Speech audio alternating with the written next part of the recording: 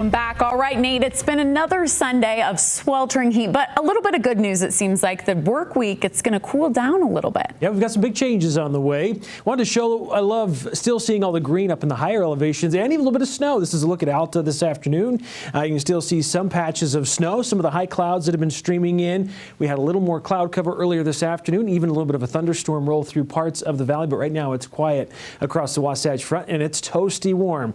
In fact, hot, 101 degrees at the airport. Northwest winds at 8 miles per hour. Relative humidity is low, just at 16%. So we're still working on increasing the amount of moisture across northern Utah. Not that we're seeing a plethora just yet across southern Utah, but it is impacting temperatures. Just 99 for the high today across St. George. We've been 102, in fact, in Salt Lake and in Lake Powell, 104 in Hanksville, 98 in Vernal. We're going to continue to see these hot temperatures stick around.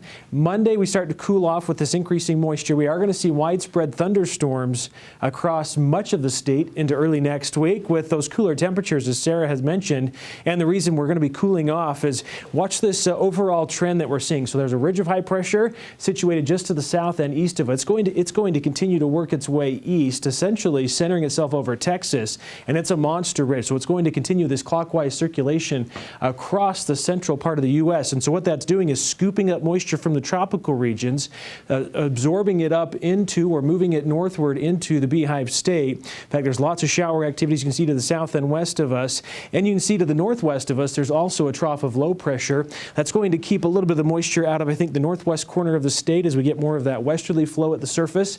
But we're going to start to see that change as this moisture continues to stream northward and rotating from the southwest to the northeast. We're going to include much of the region for showers and storm potential on Monday. Here's a look at that precipitation potential for tomorrow.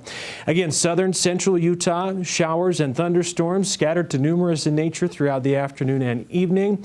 Futurecast showing timing and what we're seeing this evening. We are going to see another surge of moisture later this evening across northern Utah. Could see an isolated thunderstorm, but we'll continue to see some scattered showers and storms across southern Utah. Fortunately, we haven't seen any severe storms yet, but storms that have rolled through have generated 50-mile-per-hour wind gusts and pea-size hail. Expecting similar conditions after some quieter weather overnight.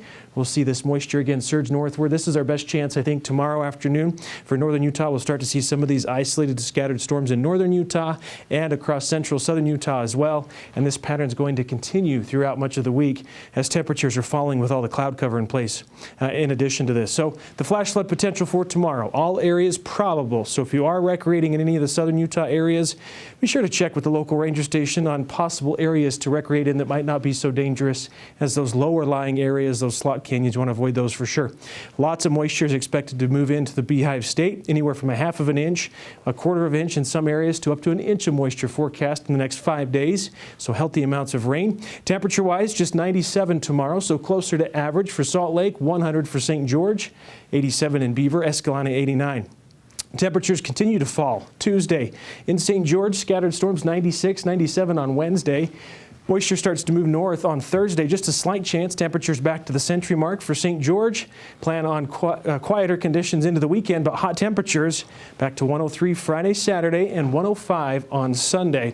All sunshine down in southern Utah by the end of the work week. The Wasatch Front, isolated storms 97 tomorrow, 94 on Tuesday, mid-80s on Wednesday. Plan on these scattered to isolated storms continuing through Thursday. Temperatures warming some, upper 80s on Thursday, and then by the time we get to the end of the weekend, we dry out as well. Just a slight chance lingering Friday with 90 for the high, and then those low 90s Saturday and Sunday. So next weekend looks nice again with more seasonal temperatures. Sarah?